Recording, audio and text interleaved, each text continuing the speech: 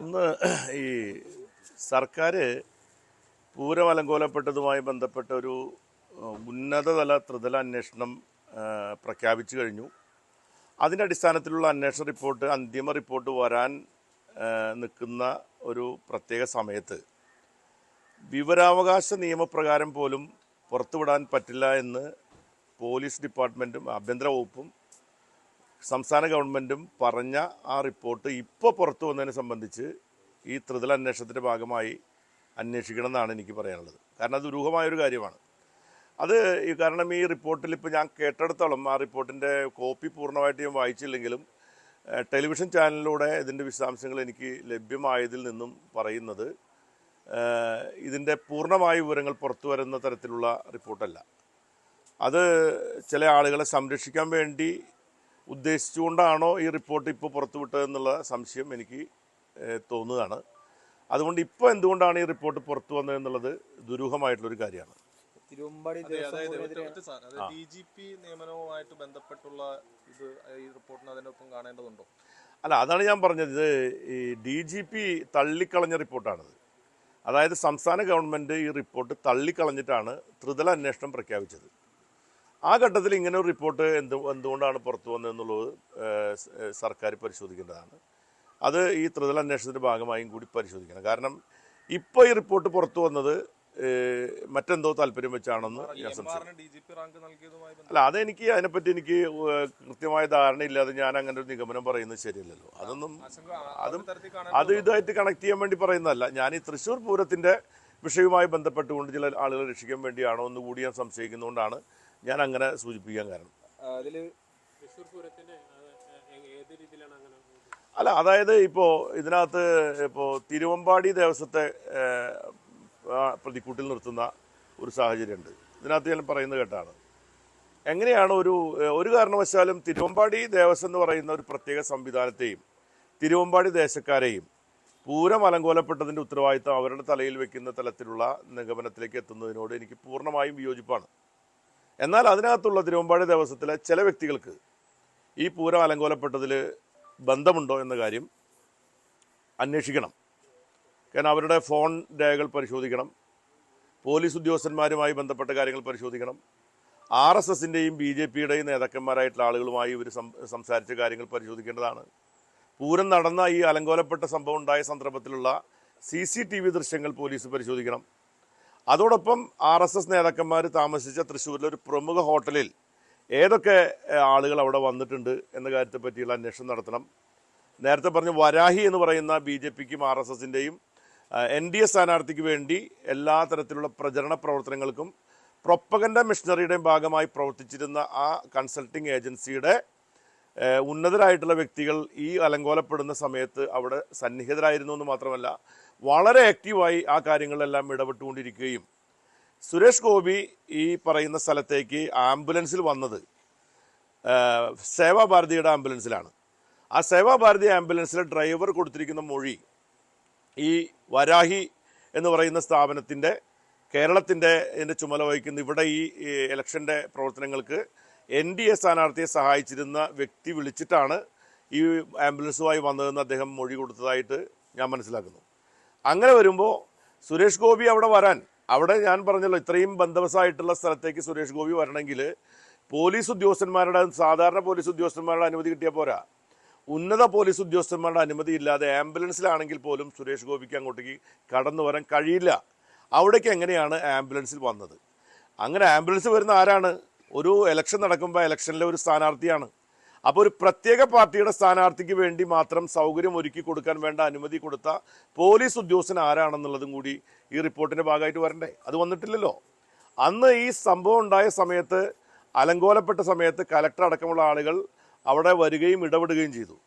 ബഹുമാനപ്പെട്ട റവന്യൂ മന്ത്രിയുടെ കൂടി നിർദ്ദേശപ്രകാരം അവർ ഇടപെടുകയും അവരെ ചർച്ചയ്ക്ക് വിളിച്ചു. ആ ചർച്ചയ്ക്ക് വിളിച്ച സമയത്ത് വടക്കുംനാഥൻ ക്ഷേത്രത്തിൻ്റെ പടിഞ്ഞാറൻ നടയിലുള്ള ബാരിക്കേഡ് തകർത്ത് അവിടേക്ക് ജാഥ നടത്തിയ BJP RSS നേതാക്കന്മാരുടെ VHP നേതാക്കന്മാരടക്കമുള്ള ആളുകൾ ജാഥ നടത്തിയിരുന്നു. ആ ജാഥയിൽ മുദ്രാവാക്യം വിളികളുണ്ടായിരുന്നു.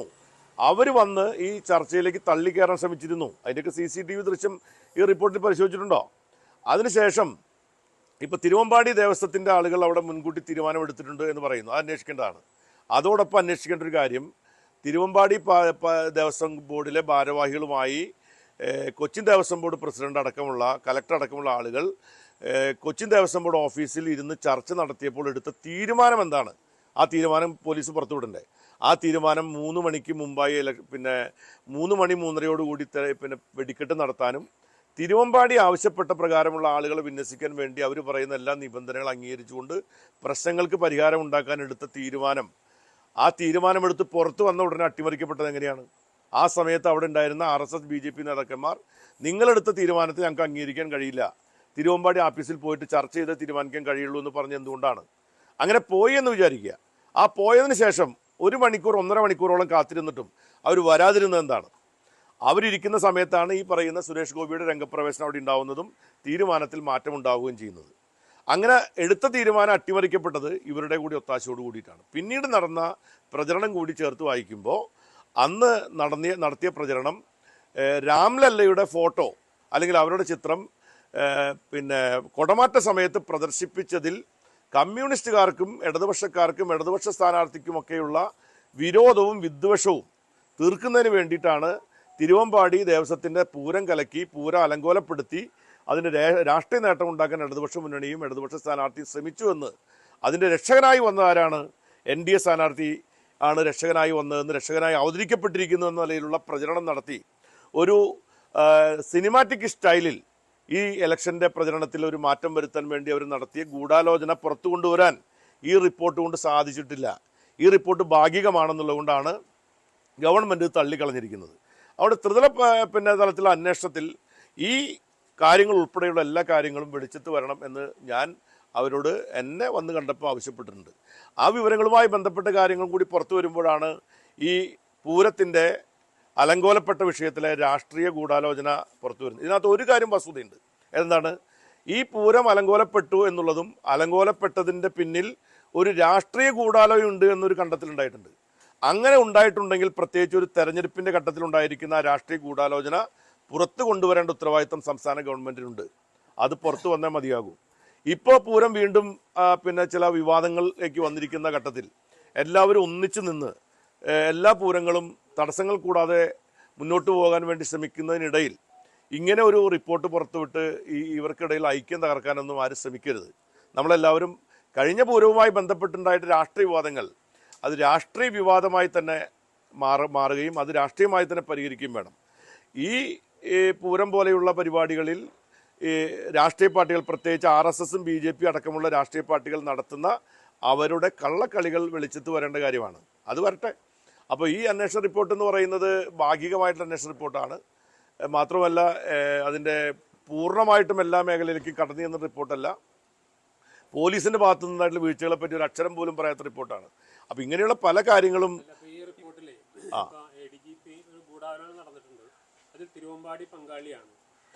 നിങ്ങൾ ഒരു ദേവസ്വത്തെ പങ്കാളിയാണെന്ന് പറയാൻ പറ്റില്ല.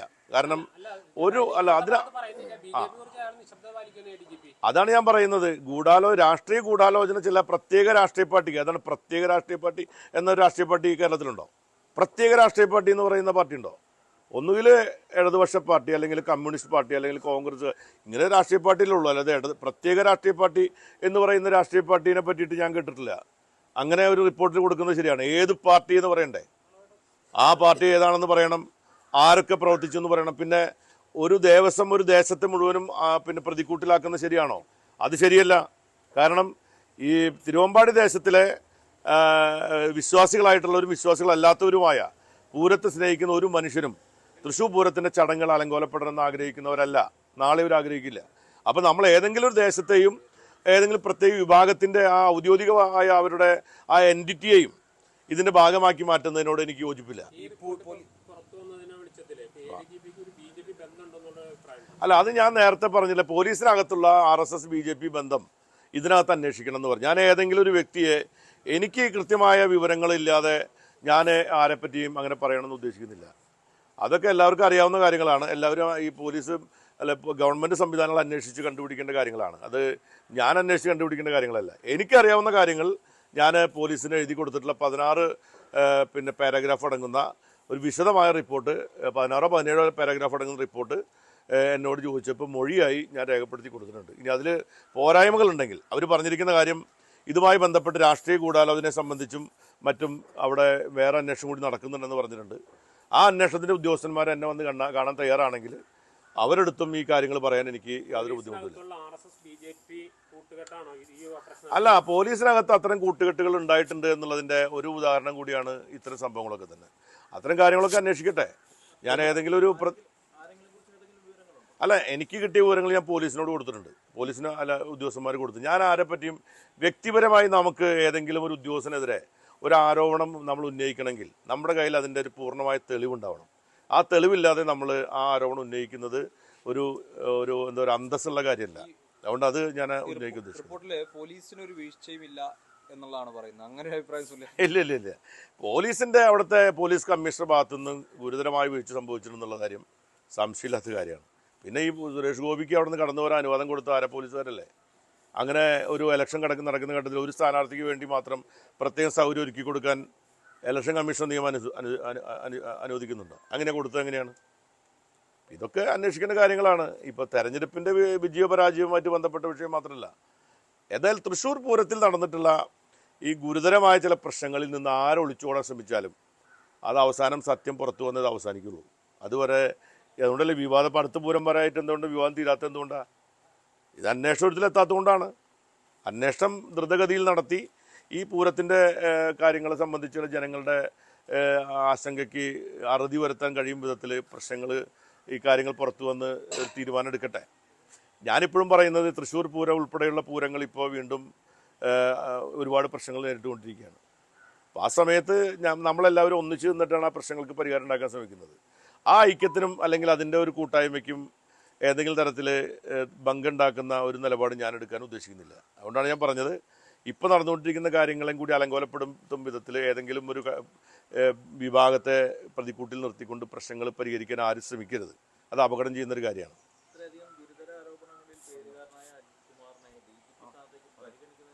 അല്ല, അതൊക്കെ സർക്കാരിൻ്റെ കാര്യങ്ങൾ. ഞാനതുമായി ബന്ധപ്പെട്ട അഭിപ്രായം പറയാൻ ഒരു പൊസിഷനിലുള്ള ആളല്ല ഞാൻ. എനിക്ക് അഭിപ്രായങ്ങളൊക്കെ ഉണ്ട്. പക്ഷേ ഞാൻ ആ സമയം അങ്ങനെയുള്ള കാര്യങ്ങളെപ്പറ്റി അഭിപ്രായം പറയാനൊരു പൊസിഷൻ എനിക്കില്ലാത്തതുകൊണ്ട് ഞാൻ അതിനെപ്പറ്റി അഭിപ്രായം പറയുന്നില്ല.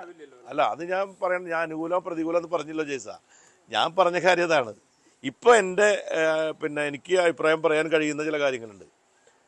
നമ്മളൊരു പൊളിറ്റിക്കൽ പാർട്ടിയിലുമായി ബന്ധപ്പെട്ട് നിൽക്കുമ്പോൾ നിങ്ങൾക്ക് അറിയാലോ, നമ്മുടെ അഭിപ്രായം പറയുമ്പോൾ ആരൊക്കെ ഏതൊക്കെ അഭിപ്രായം പറയണം, ഏതൊക്കെ അഭിപ്രായം പറയാൻ പാടില്ല എന്നൊക്കെ കൃത്യമായ ധാരണ നമുക്ക് എല്ലാവർക്കും ഉണ്ട്. അതുകൊണ്ട് അതിനെപ്പറ്റി എന്നോട് നിങ്ങൾ ചോദിക്കരുത്. റിപ്പോർട്ട് പുറത്തുവിട്ടത് ADGPക്ക് വേണ്ടിയിട്ടാണെന്ന് വരുന്നുണ്ടോ? അല്ല, അത് ആർക്ക് വേണ്ടിയാണെന്നുള്ളത് ത്രിതല അന്വേഷണം കണ്ടുപിടിക്കണം. ആരെ ഉദ്ദേശിച്ചുകൊണ്ടാണ്, അല്ല ആരെ രക്ഷിക്കാനാണ് എന്നുള്ള കാര്യം. ഇപ്പോൾ അതിനകത്ത് ഞാൻ പറഞ്ഞല്ലോ, പ്രത്യേക രാഷ്ട്രീയ പാർട്ടി എന്നൊരു പാർട്ടി നമ്മൾ കേരളത്തിൽ കേട്ടിട്ടുണ്ടോ? ഞാൻ കേട്ടിട്ടില്ല. പ്രത്യേക രാഷ്ട്രീയ പാർട്ടി എന്നൊരു പാർട്ടി ഇല്ല ഇവിടെ കേരളത്തിൽ. അല്ല ജയ്സ, എന്നെ കൂടുതൽ കാര്യങ്ങളിലേക്ക് ഇങ്ങനെ വളച്ച് കൊണ്ടുവന്ന് ചോദിപ്പിച്ച് ഉത്തരം പറയിപ്പിക്കണ്ട. ഞാൻ പറയുന്നത് എന്താ വെച്ചിട്ടുണ്ടെങ്കിൽ, ഞാൻ പറയാനുള്ള കാര്യം വളരെ സ്ട്രെയിറ്റ് ആയിട്ട് പറയുന്ന സ്വഭാവക്കാരനാണ് എനിക്ക്. അതുകൊണ്ട് എനിക്ക് അത്തരം ആളുകളായിട്ട് എനിക്ക് അങ്ങനെ നമ്മളൊരു ഏത് ഉദ്യോഗസ്ഥരാണെങ്കിലും അത് ഏത് രാഷ്ട്രീയ നേതാവാണെങ്കിലും നമ്മളൊരു ആരോപണം ഉന്നയിക്കുമ്പോൾ, ഞാനിപ്പോൾ ഇവിടെ പല ആളുകളുടെ പേര് പറഞ്ഞ് എനിക്ക് അതിനെപ്പറ്റി നേരിട്ട് അതുമായി ബന്ധപ്പെട്ട അനുഭവം ഉള്ളതുകൊണ്ടാണ്. അല്ലെങ്കിൽ ഞാൻ പറയുന്ന പ്രശ്നിക്കുന്നില്ല. അതുകൊണ്ട് അത് അങ്ങനെ തന്നെ പറയുന്നതാണ് നല്ലത്. അല്ല, എനിക്ക് ബുദ്ധിമുട്ടില്ല. അത് പറയുന്നവർക്ക് ചിലപ്പോൾ അവർക്ക് ബുദ്ധിമുട്ടില്ല. ഞാൻ വെളിപ്പെടുത്തിയിട്ടുണ്ടല്ലോ. അത് എന്തുകൊണ്ടാണ് ഇവരുടെ സാന്നിധ്യം ഉൾപ്പെടെയുള്ള കാര്യങ്ങളും അവിടെ നടന്ന പ്രകടനം, ഞാൻ ഇതെല്ലാ കാര്യങ്ങളും നിങ്ങളുടെ അടുത്ത് പറഞ്ഞില്ലേ. അതൊക്കെ നിങ്ങളും കൂട്ടി വെച്ച് വായിച്ചു നോക്കൂ. നിങ്ങൾക്ക് അറിയുന്ന കാര്യങ്ങളല്ലേ. അന്നത്തെ പ്രചരണം എടുത്ത് പരിശോധിച്ച് നോക്കൂ. അപ്പോൾ നിങ്ങൾക്ക് ചില ചാനലുകൾ അന്ന് പ്രചരിപ്പിച്ച് എന്തായാലും ഇവർ പറയുന്ന കാര്യങ്ങളാണ് പ്രചരിപ്പിച്ചത്. ഇപ്പോഴും BJP ജില്ലാ പ്രസിഡന്റ് പറയുന്നത് എന്താണ്? VS സുനിൽകുമാർ അടക്കമുള്ള ആളുകൾ ഈ പൂരം അലങ്കോലപ്പെടുത്തി രാഷ്ട്രീയ നേട്ടം ഉണ്ടാക്കി എന്നല്ല പറയുന്നത്. നിങ്ങൾ കേൾക്കുന്നില്ലേ? അതുകൊണ്ടാണ് എനിക്ക് ഇത്രയും വാശി. കാരണം എന്താ വെച്ചാൽ അതിനകത്ത് ആത്മാർത്ഥമായി പൂരവുമായി ബന്ധപ്പെട്ട കാര്യത്തിൽ നിലകൊണ്ടിട്ടുള്ള ഒരു വ്യക്തിയാണ് ഞാൻ. ഈ പ്രസ്താവന അങ്ങനെ തന്നെയാണ്. ഗവൺമെൻറ് അങ്ങനെ നിന്നിട്ടുണ്ട്. അങ്ങനെ ചില ആളുകൾ ചില താല്പര്യം വെച്ചുകൊണ്ട് തൃശ്ശൂർ പൂരം പോലെയുള്ള പൂരങ്ങൾ അലങ്കോലപ്പെടുത്തി അവർ ഞങ്ങളൊന്നും അറിയാത്ത മട്ടിൽ വീരന്മാരും പിന്നെ നായകന്മാരുമായിട്ട് നടക്കുന്നതിനോടൊന്നും എനിക്ക് യോജിപ്പില്ല. അതൊക്കെ സത്യമായിട്ട് വരണം.